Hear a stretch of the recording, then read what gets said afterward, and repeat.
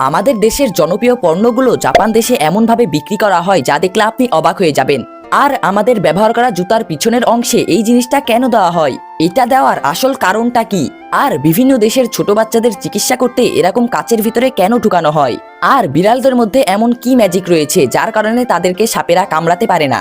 হ্যাঁ বন্ধুরা, আজকের এই ভিডিওতে এমন কিছু অ্যামাজিং ফ্যাক্ট জানতে পারবেন যা আপনারা কখনোই জানেননি। তার জন্য ফুল ভিডিওটা দেখুন, আশা করি অনেক কিছুই জানতে পারবেন। নাম্বার 1, বন্ধুরা এই লোকটি এমন একটি মারাত্মক হেলমেট তৈরি করেছে যেটা সবাইকে চমকিয়ে দিয়েছে।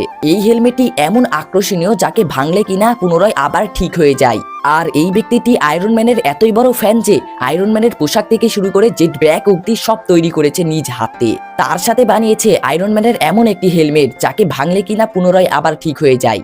আর এটা ঠিক হয় কেমন করে? এটা ঠিক হওয়ার মূল কারণ হলো এটা ভাঙার পরে আগুনের একটু হিট দেওয়ার সঙ্গে সঙ্গে পুনরায় ঠিক হয়ে যায়। এই ছেলেটার আবিষ্কার আসলে সকল বিজ্ঞানীদেরকে চমকিয়ে দিয়েছে। নাম্বার 2, এই ছোট বাচ্চাটিকে কেন এরকম কাচের ভিতরে বন্দি করা হয়েছে? আসলে বিভিন্ন বড় দেশের বাচ্চাদের যখন কোনো সমস্যা দেখা দেয় তখনই বাচ্চাদেরকে এরকম কাচের ভিতরে ঢুকিয়ে এক্স রে করা হয়, যার কারণ এক্স রে করার সময় কোনো বাচ্চারা যেন লড়াচড়া না করে, যার ফলে অনেক সহজেই এক্স রে করা হয়ে যায়। এটা সত্যি দারুণ একটা আইডিয়া। নাম্বার 3, লক্ষ্য করেছেন কি আমাদের ব্যবহার করা জুতার পিছনের অংশে এই জিনিসটা কেন দেওয়া থাকে? এটা কি কোনো গুরুত্বপূর্ণ ডিজাইন, না এটার কারণ রয়েছে? না, এটা কোনো ডিজাইন না, এটার আসলে একটি কারণ রয়েছে। আসলে জুতার এই জিনিসটার নাম হলো হিল্লু। মূলত এই জিনিসটা এই কারণে দেওয়া হয়েছে যেন এই জিনিসটা টেনে ধরে অনেক সহজে জুতা পরা হয়। আর তাই নয়, জুতা ব্যবহার করার পর এই জিনিসটার মাধ্যমে যে কোনো জায়গায় লটকিয়ে রাখা যায়, এবং কি এই জিনিসটার মাধ্যমে জুতা ধোয়ার পর রোদে লেড়েও দেওয়া যায়। আর এই জিনিসটা যারা আগে থেকে জানতেন তারা কমেন্টে বলে যান, আর যারা আমার ভিডিও দেখে শিখলেন তারাও কমেন্ট করে যান। নাম্বার 4, কেন সাপরা বিড়ালকে কামড়াতে পারে না? বিড়ালের গায়ে এমন কি পাওয়ার রয়েছে যেটা আপনি এখনই জানতে পারবেন?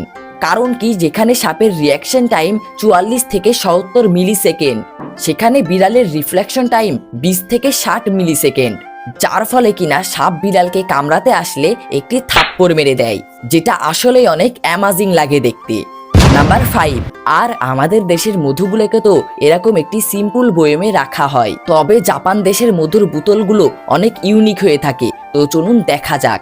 আর জাপান দেশের মধুর বয়মের ভিতরে এরকম বিভিন্ন রেয়ার মৌমাছি ঢুকিয়ে রাখা হয়, যাতে করে মানুষরা জানতে পারে কোন মধুর বয়মটা রেয়ার আর বেশি দামি। আসলে জাপান দেশের মানুষদের চিন্তা ভাবনা একটু অন্যরকম।